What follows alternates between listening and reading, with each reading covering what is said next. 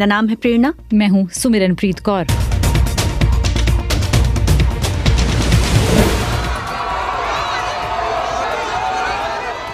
दो दिन के राजकीय दौरे पर भारत पहुंचे इमैनुअल मैक्रों। गणतंत्र दिवस परेड में बतौर मुख्य अतिथि होंगे शामिल। जयपुर में प्रधानमंत्री मोदी और इमैनुअल मैक्रों का भव्य रोड शो।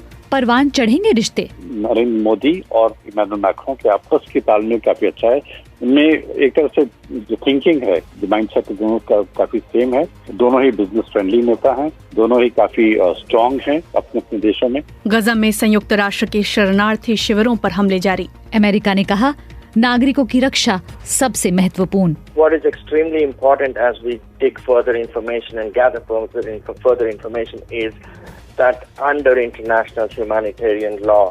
संक्षेप में होंगी खेल की भी खबरें, लेकिन उससे पहले देश दुनिया का हाल सुनिए सुमिरनप्रीत कौर से।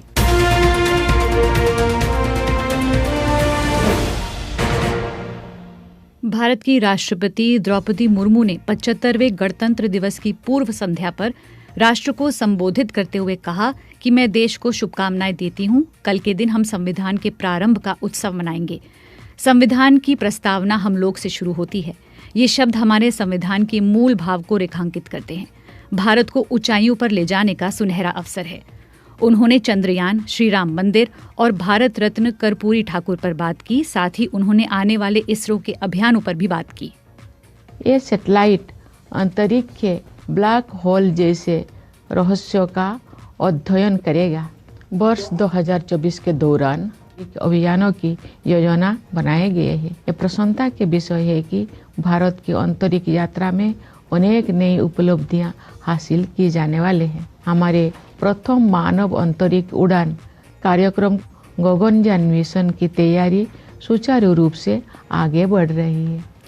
यूक्रेन के राष्ट्रपति वोलोदिमीर ज़ेलेंस्की ने बुधवार को हुई विमान दुर्घटना की अंतर्राष्ट्रीय जांच की मांग की है। वहीं रूस का कहना है कि इसमें दर्जनों यूक्रेनी युद्धबंदियों की मौत हो गई है। रूस ने अभी तक इस बात का सबूत नहीं दिया है कि जहाज में युद्धबंदी थे। वोलोदिमीर ज़ेलेंस्की ने कहा कि तथ्यों को स्थापित करने की आवश्यकता है और साथ ही रूस पर लोगों के जीवन के साथ खिलवाड़ करने का आरोप लगाया है। रूस ने यूक्रेन को दुर्घटना का जिम्मेदार बताया और इसकी जांच की मांग की। रूस की रिपोर्ट्स में कहा गया है कि दुर्घटना स्थल पर जांचकर्ताओं को मिसाइल के टुकड़े मिले हैं। यूक्रेन ने हमले की जिम्मेदारी नहीं ली और कहा कि उसे कैदियों की अदला बदली से पहले सुरक्षित हवाई क्षेत्र को सुनिश्चित करने के लिए नहीं कहा गया था। यूक्रेनी सांसद स्वियातो स्लावयुराश ने कहा, We cannot confirm at this very moment that this was a plane that had prisoners on it. We have Russian transport. यूक्रेनी सांसद कह रहे हैं, हम इस समय इसकी पुष्टि नहीं कर सकते कि इस विमान में कैदी थे। रूस अपने विमानों पर अपने सैनिकों को ले जाता है। रूस हर दिन अपने विमानों से ही यूक्रेनी शहरों पर बमबारी करता है। इसलिए सभी तथ्यों को सटीक रूप से बता पाना कठिन है। इसलिए अंतर्राष्ट्रीय जांच होनी चाहिए ताकि सभी तथ्य सामने आएं। कांग्रेस की भारत जोड़ो न्याय यात्रा अब असम से पश्चिम बंगाल में दाखिल हो चुकी है। ये यात्रा बंगाल के कूच बिहार जिले में पहुंच गई है। इस मौके पर राहुल गांधी ने कहा कि हम यहां आपकी बात सुनने आए हैं। इंडिया गठबंधन एक साथ अन्याय के खिलाफ लड़ेगा। कर्नाटक के पूर्व मुख्यमंत्री जगदीश शेट्टर दोबारा बीजेपी में शामिल हो गए हैं। गुरुवार को केंद्रीय गृह मंत्री अमित शाह से मुलाकात के बाद शेट्टार ने बीजेपी में फिर से वापसी कर ली। बीते साल राज्य के विधानसभा चुनाव से ठीक पहले वो बीजेपी छोड़कर कांग्रेस में शामिल हो गए थे। भारतीय टेनिस खिलाड़ी रोहन बोपन्ना और मैथ्यू एबडेन की जोड़ी ऑस्ट्रेलियन ओपन के फाइनल में पहुंच गई है। हैदराबाद में भारत और इंग्लैंड के बीच पहला टेस्ट मैच हो रहा है और विराट कोहली 2023 के one day cricketer of the year चुने गए हैं। आईसीसी ने एक सोशल मीडिया प्लेटफॉर्म एक्स पर इसकी जानकारी साझा की।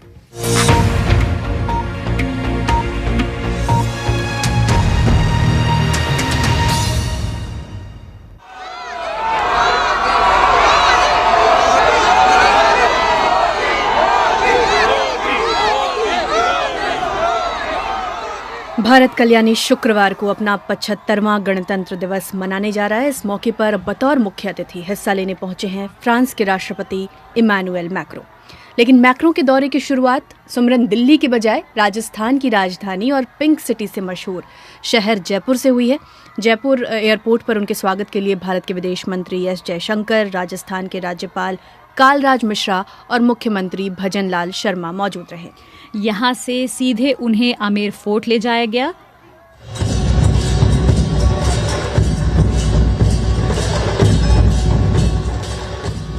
फिर इसके बाद सिटी पैलेस से जंतर मंतर, जहां प्रधानमंत्री नरेंद्र मोदी से उनकी मुलाकात हुई। दोनों ने एक दूसरे को गले लगाया और फिर दोनों ही नेता रोड शो करते हुए हवा महल पहुंचे।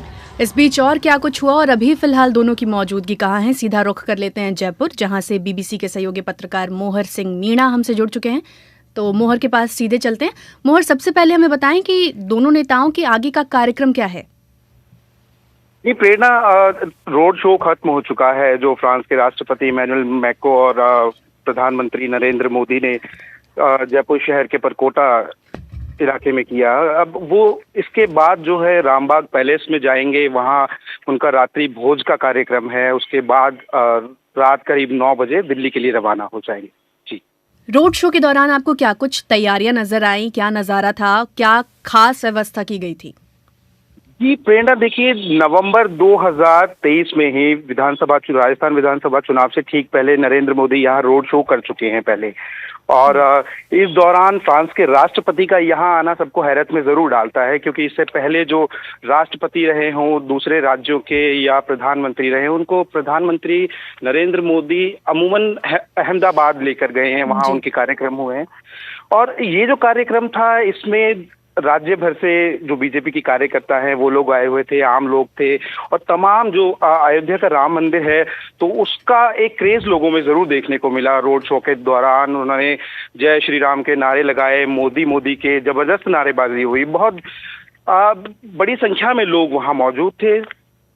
जी मोहर, मैक्रों जैसे ही जयपुर पहुंचे उन्हें आमेर फोर्ट ले जाया गया, उसके बाद सिटी पैलेस, जंतर मंतर। तो इन पड़ावों पर वो किस किस से मिले, क्या कुछ देखा? कई तस्वीरें आ रही हैं, हमने देखा कि वो कुछ कलाकारों से बात करते भी नजर आ रहे थे। जी प्रेरणा, बिल्कुल। यहाँ जयपुर एयरपोर्ट पर 2:30 बजे वो पहुंचे, विशेष विमान से सीधा फ्रांस से जयपुर पहुंचे। यहाँ से उन्हें आमेर फोर्ट ले जाया गया, जहाँ उप मुख्यमंत्री दिया कुमारी मौजूद रहीं और विदेश मंत्री एस जयशंकर साथ में मौजूद रहे। उन्होंने आमेर फोर्ट पर उन्होंने जो है कल्चरल कार्यक्रम जो थे, पारंपरिक जो नृत्य राजस्थान का है कच्ची घोड़ी, उसका आयोजन किया गया। वहाँ राजस्थान विश्वविद्यालय के जो विदेशी भाषा के जो छात्र हैं उन लोगों से उन्होंने मुलाकात की, जो कलाकार हैं उन लोगों से उन्होंने मुलाकात की, और इसके बाद वो जंतर मंतर पहुंचे, सिटी पैलेस उनको घुमाया गया। तो तमाम जगह उनको एक एहसास कराया गया, राजस्थान की संस्कृति से रूबरू कराया गया। फिर इसके बाद वो पहुंचे प्रधानमंत्री नरेंद्र मोदी, जंतर मंतर उनकी मुलाकात हुई मैक्रो से। उसके बाद वो दोनों रोड शो उनका रहा, हवा महल के सामने उन्होंने एक चाय भी पी, वहां तस्वीरें फोटोशूट हुआ। जी, जैसा कि मोहर अभी आप जिक्र भी कर रहे थे कि इसके पहले जो भी देशों के प्रधानमंत्री हों या राष्ट्रपति हों उन्हें प्रधानमंत्री अहमदाबाद लेकर जाते हैं, लेकिन अब जैसे मैक्रों यहाँ पहुंचे हैं, कल वो गणतंत्र दिवस समारोह में भी हिस्सा लेंगे, लेकिन जयपुर उन्हें बुलाना और जयपुर में इन कार्यक्रमों का आयोजन करना, इसके पीछे कोई खास वजह आपको नजर आती है? जी बिल्कुल प्रेरणा, देखिए बीते जो राजस्थान के विधानसभा चुनाव हैं उसके ठीक बाद बीजेपी की सरकार राज्य में बनने के बाद प्रधानमंत्री नरेंद्र मोदी का यहाँ फ्रांस के राष्ट्रपति के साथ रोड शो करना, एक राजनीतिक मायने भी इसके बिल्कुल निकाले जा रहे हैं। अभी विधानसभा चुनाव में बीजेपी को पूर्ण बहुमत मिला, सरकार बनी, लेकिन एक सीट बहुत चर्चाओं में यहाँ रही, करणपुर की सीट, जहाँ बीजेपी ने अपने प्रत्याशी को ही मंत्री बना दिया। चुनाव से पहले बहुत चर्चाओं में वो सीट रही और उसके बावजूद जो है बीजेपी वो सीट हार गई। तो कहीं ना कहीं ये माना जा रहा है कि प्रधानमंत्री उस हार को दरकिनार करने के लिए, उससे लोगों का ध्यान हटाने के लिए ये रोड शो थोड़ा सा ज्यादा उनके लिए मायने रखता है। और दूसरा ये भी है कि जो विधानसभा चुनाव में कांग्रेस और बीजेपी का जो वोटिंग परसेंट था उसमें ज्यादा अंतर नहीं रहा। जो दूसरे राज्य थे, मध्य प्रदेश की हम बात करें, छत्तीसगढ़ की बात करें, तो वहां बड़ा अंतर रहा था दोनों पार्टी के वोटिंग परसेंट में। जो राजस्थान में वो तकरीबन 2% का अंतर था कांग्रेस और बीजेपी के जो वोट इनको मिले थे। तो ये कहीं ना कहीं है कि एक आगे लोकसभा चुनाव भी हैं, तो उसको देखते हुए और जो वोटिंग परसेंट का जो अंतर है, तो जरूर यहाँ पे फोकस है उनका। कोई ऐसा बड़ा चेहरा बीजेपी में प्रदेश में फिलहाल नहीं है जो लोकसभा की कमान संभाल सके। जैसा विधानसभा चुनाव में हम लोगों ने देखा कि प्रधानमंत्री का ही जो चेहरा था वो आगे रहा और उसी का परिणाम ये सत्ता परिवर्तन। तो जाहिर सी बात है कि बीजेपी ये मान के चल रही है कि प्रधानमंत्री का चेहरा ही आगे लोकसभा में उनको प्रधानमंत्री का चेहरा तो होगा ही। एक कोशिश है कि इस शो के जरिए एक कैंपेन की भी शुरुआत की तरह इसे देख सकते हैं। सिमरन आपसे कुछ सवाल करना चाह रही हैं। जी, मैं ये पूछना चाह रही थी कि आम लोगों में कितना उत्साह देखने को मिल रहा है? जी सिमरन, बिल्कुल प्रधानमंत्री की ये जो दौरा है जयपुर का, खासकर अयोध्या में राम मंदिर की स्थापना के बाद, तो जरूर लोगों में जो एक उत्साह जरूर देखने को मिल रहा है। सड़कों पर फूलों से उनके ऊपर बारिश की जा रही है, लगातार फूल फेंके जा रहे हैं, नारेबाजी जिस तरीके की देखने को मिली है, वो एक ना कहीं राम मंदिर का जो स्थापना के बाद मोदी का ये दौरा है, तो ये निश्चित रूप से लोगों में उत्साह तो देखने को मिला ही है। जी, शुक्रिया तमाम जानकारियों के लिए मोहर। जी, फिलहाल दोनों नेताओं के बीच द्विपक्षीय वार्ता जारी है, शुरू होने वाली है। जी, और ऐसे मौके पर ये सब हो रहा है जब फ्रांस और भारत दोनों ही अपने रणनीतिक रिश्तों के 25 साल पूरे कर रहे हैं। ऐसे में मैक्रों के इस दौरे को केवल गणतंत्र दिवस समारोह तक सीमित नहीं होकर देखा जा रहा है, बल्कि ये दोनों देशों के बीच रक्षा, कूटनीतिक और व्यापारिक साझेदारी के लिहाज से भी महत्वपूर्ण माना जा रहा है। जैसे अगर मैं फ्रांस के कुछ मीडिया चैनल्स की बात करूं और अखबारों की बात करूं, तो वहां भी इस दौरे को लेकर काफी चर्चा है। जी, फ्रांस 24 ने लिखा है कि मानवाधिकार की चिंताएं, यूक्रेन में युद्ध पर मतभेद और भारत के रूस के साथ मजबूत रिश्तों के बावजूद पश्चिमी देश भारत के साथ अपने रिश्ते बेहतर करने पर जोर दे रहे हैं। वजह है चीन। पश्चिमी देश चीन की सैन्य और आर्थिक ताकत से निपटने के लिए भारत को तवज्जो दे रहे हैं। वहीं फ्रांस का ले मोंडे अखबार लिखता है सिमरन की मैक्रों इस मौके पर विकल्प की भूमिका निभा रहे हैं।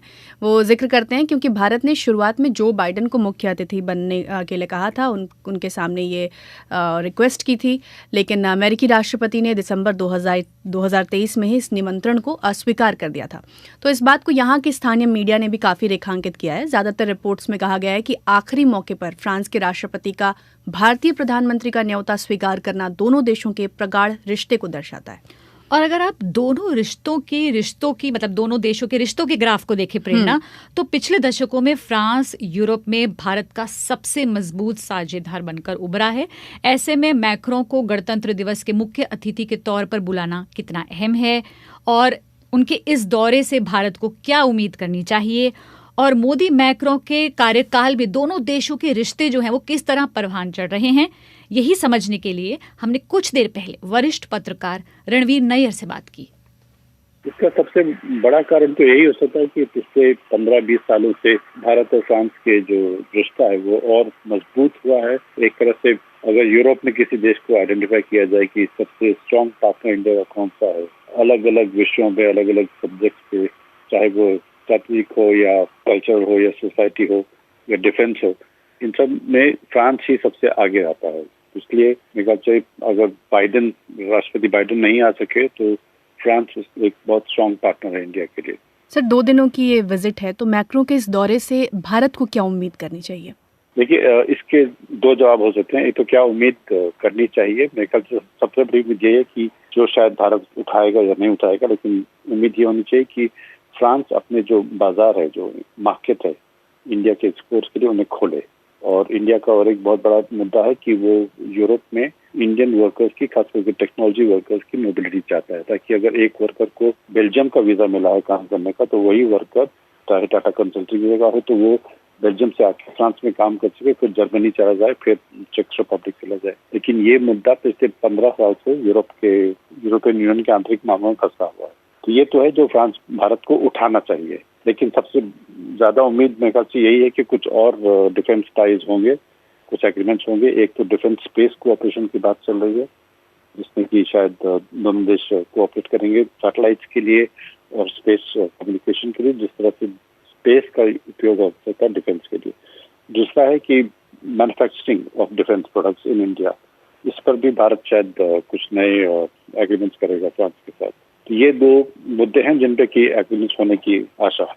सर एक सवाल, भारत ने उन्हें जयपुर सीधे बुलाया और आज वो जयपुर में प्रधानमंत्री मोदी और मैक्रों की एक रोड सभा भी हो रही है, रोड शो भी हो रहा है। तो जयपुर बुलाने के पीछे कोई आपको खास इसके पीछे कोई वजह नजर आती है? नहीं, ऐसा कुछ स्ट्रैटेजिक कारण तो नहीं होगा। मेन तो वही है कि अभी भी नई नई सरकार बनी है भाजपा की वहाँ पर, और एक तरह से रोड शो से जो बीजेपी का जो कैंपेन है, इलेक्टोरल कैंपेन, शायद वो भी इसी से शुरू हो जाएगा, जैसे उन्होंने पहले ट्रम्प के साथ किया था। सर थोड़ा हमें ये समझाएं कि प्रधानमंत्री मोदी का कार्यकाल और मैक्रो का कार्यकाल, क्योंकि मैक्रो भी दोबारा चुनकर आए हैं, तो इन दोनों के कार्यकाल में दोनों देशों के रिश्ते किस तरीके से परवान चढ़ते हुए नजर आते हैं? देखिए, पिछले 20 सालों से यदि देखा जाए तो फ्रांस और भारत के रिश्ते काफी मजबूत होते जा रहे हैं और हर साल एक नई ऊंचाई पे पहुंचते हैं। तो इसको देखने के दो रूप हैं कि एक तो ये है कि ये प्रोसेस जिस समय से दोनों ने स्ट्रैटेजिक पार्टनरशिप साइन किया था 1998 में, तब से लेके चल रहा है आगे। लेकिन दूसरा ये भी है कि नरेंद्र मोदी और इमैनुअल मैक्रों के आपस की तालमेल काफी अच्छा है। उनमें एक तरह से जो थिंकिंग है, जो माइंडसेट दोनों का काफी सेम है। दोनों ही बिजनेस फ्रेंडली नेता हैं, दोनों ही काफी स्ट्रांग हैं अपने अपने देशों में। तो इसलिए शायद इनका ये आपसी तालमेल भी है, जिसके कारण से ये रिश्ता और मजबूत हुआ है। और उसमें कोई डाउट नहीं है कि अगर आप डिफेंस में देखें, स्ट्रेटेजिक में देखें, अंतर्राष्ट्रीय मुद्दों पे देखें, तो पिछले 10 सालों में फ्रांस और भारत के काफी नजदीक और ज्यादा आए हैं। और तो आज कह सकते हैं कि फ्रांस ही भारत का सबसे स्ट्रॉन्ग इंटरनेशनल पार्टनर है, रशिया को छोड़ के। जानकारी दे रहे थे वरिष्ठ पत्रकार रणवीर नैयर। आपको याद होगा सुमरन कि इससे पहले मैक्रो G20 शिखर सम्मेलन में हिस्सा लेने भारत पहुंचे थे और पिछले साल जुलाई महीने में प्रधानमंत्री मोदी फ्रांस के राष्ट्रीय वार्षिक कार्यक्रम बैस्टिल डे कार्यक्रम में विशिष्ट अतिथि के रूप में शामिल होने फ्रांस पहुंचे थे। इससे पहले साल 2009 में प्रेरणा भारतीय प्रधानमंत्री मनमोहन सिंह इसी कार्यक्रम में गेस्ट ऑफ ऑनर के रूप में शामिल हुए थे। तो जैसा कि रणवीर भी बता रहे थे कि दोनों देशों के रिश्ते केवल मैक्रो और मोदी के कार्यकाल में ही मजबूत नहीं हुए हैं, बल्कि पहले भी दोनों देश जो हैं एक दूसरे को भरोसेमंद साझेदार बताते रहे हैं। और एक वाकया खासकर यहाँ याद किया जा सकता है जब भी दोनों देशों के रिश्तों की बात आती है तो साल 1998 में भारत के राजस्थान के पोखरण में परमाणु हथियारों का परीक्षण किया गया था। तमाम पश्चिमी देशों ने इसकी प्रतिक्रिया के रूप में भारत पर कई तरह के प्रतिबंध लगाए थे, लेकिन फ्रांस प्रतिबंध लगाने वाले इन मुल्कों में शामिल नहीं था।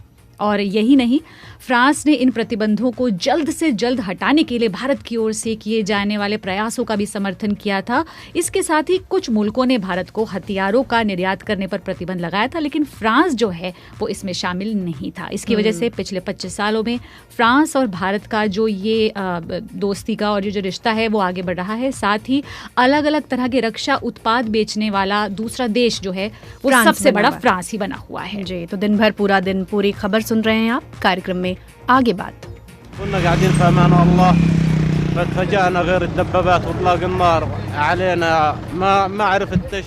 होगी इस्राइल गजा युद्ध मोर्चे की।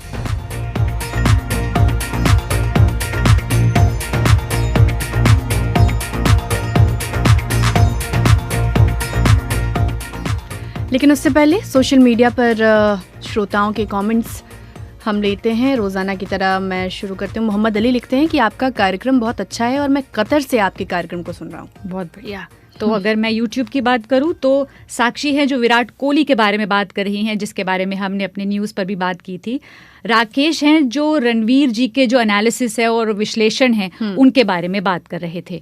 जी, वहीं राजेंद्र उरांव लिखते हैं कि फ्रांस के राष्ट्रपति को मोदी के सामने जो है वो उन मुद्दों को उठाना चाहिए जो बचते हैं देश उठाने से, मानवाधिकार के मुद्दे हों या धार्मिक कट्टरपंथ के मुद्दे, वो ऐसा लिख रहे हैं। वहीं कुलदीप सिंह जाखड़ लिखते हैं कि भारत और फ्रांस के बीच हमेशा से गहरी दोस्ती रही है। फ्रांस ने भारत को ऐसे समय में साथ दिया था जब पूरी दुनिया भारत के खिलाफ खड़ी थी, और वो उसी वाकया का जिक्र कर रहे हैं सुमरन, जो अभी आपने कुछ देर पहले सुनाया।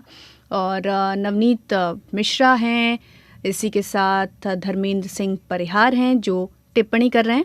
आपकी कोई नजर जी, अक्षय हैं जिन्होंने रफाइल का मुद्दा है उसको मेंशन किया है, वहीं उन्होंने इसराइल गजा पर भी बात की है, जिसके बारे में हम कार्यक्रम में आगे बात जरूर करेंगे।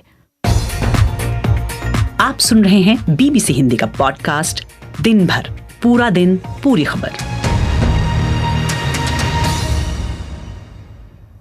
इसराइल गजा युद्ध का आज 111वां दिन है और पिछले कुछ दिनों से देखें तो युद्ध का केंद्र दक्षिणी गजा बना हुआ है, जहां इस्राएली सेना की कार्रवाई जारी है।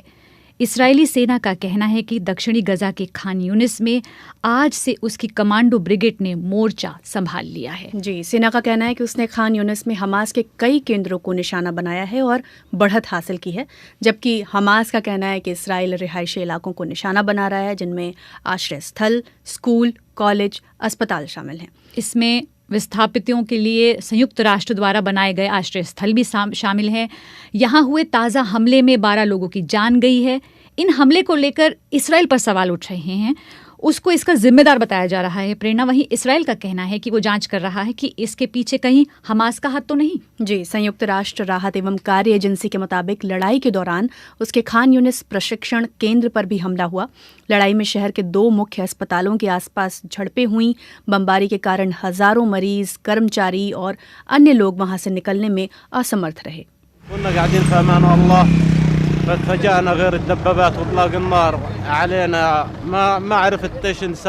ये शख्स कह रहे हैं कि वो अपना काम निपटा रहे थे, तभी अचानक टैंक आए और लोगों पर गोलियां चलानी शुरू कर दी। इन्हें नहीं पता कि वो कैसे बाहर निकलने में कामयाब रहे। जी, और वहीं यूएन की जो यूएन संस्था जो है उसकी UNRWA के आयुक्त ने कहा है कि बुधवार को जो ये हमले हुए वो युद्ध के बुनियादी नियमों की घोर उपेक्षा है और इसकी निंदा की जाए वो कम है, जितनी भी निंदा की जाए वो कम है। और संयुक्त राष्ट्र के अधिकारियों ने हमले पर अपना आक्रोश व्यक्त किया और कहा कि साइट पर टैंकों से गोले दागे गए। उन्होंने जोर देकर कहा कि इसराइल को इस जगह के बारे में पहले भी चेतावनी दी गई थी। अजीत सुंगे कब्जे वाले फलस्तीनी क्षेत्र में संयुक्त राष्ट्र मानवाधिकार निकाय यानी OHCHR के प्रमुख हैं। उन्होंने कहा कि युद्ध में शामिल दोनों पक्षों को नागरिक प्रतिष्ठानों को सम्मान देना चाहिए। What is extremely important as we dig further information and gather further information is that under international humanitarian Ajit सुंगे कह रहे हैं कि ये बेहद महत्वपूर्ण है कि अंतर्राष्ट्रीय मानवीय कानून के तहत चाहे वो हमास हो या इस्राएली सेना हो, वे नागरिकों को बख्श दें। स्कूलों, अस्पतालों, विस्थापित लोगों के लिए बने संयुक्त राष्ट्र के केंद्रों पर हमला ना करें। हम जानकारी इकट्ठा कर रहे हैं कि ये हमले आखिर कैसे हुए, किसने किए। इस्राएली डिफेंस फोर्सेस ने जो अपना पक्ष रखा है, हम उस पर भी ध्यान देंगे।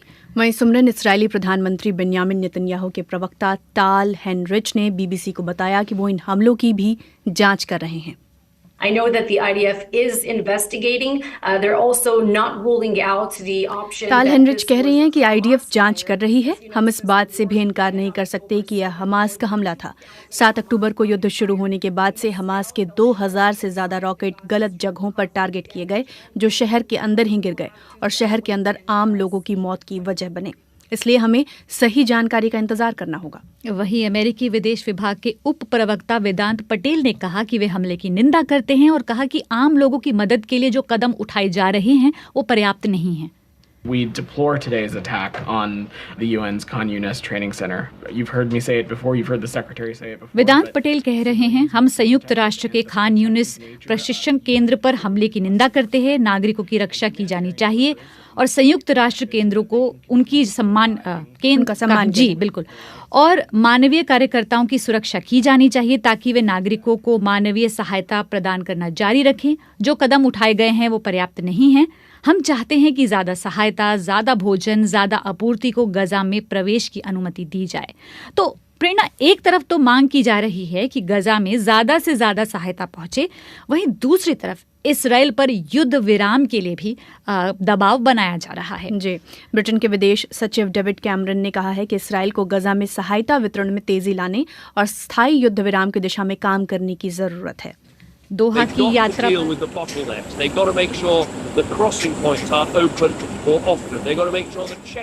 तो दोहा की यात्रा पर हैं कैमरॉन और वो कह रहे हैं कि सभी बाधाओं से इसराइल को निपटना होगा। उन्हें ये सुनिश्चित करना होगा कि क्रॉसिंग पॉइंट ज़्यादा से ज़्यादा बार खुला रहे ताकि मदद पहुंच सके।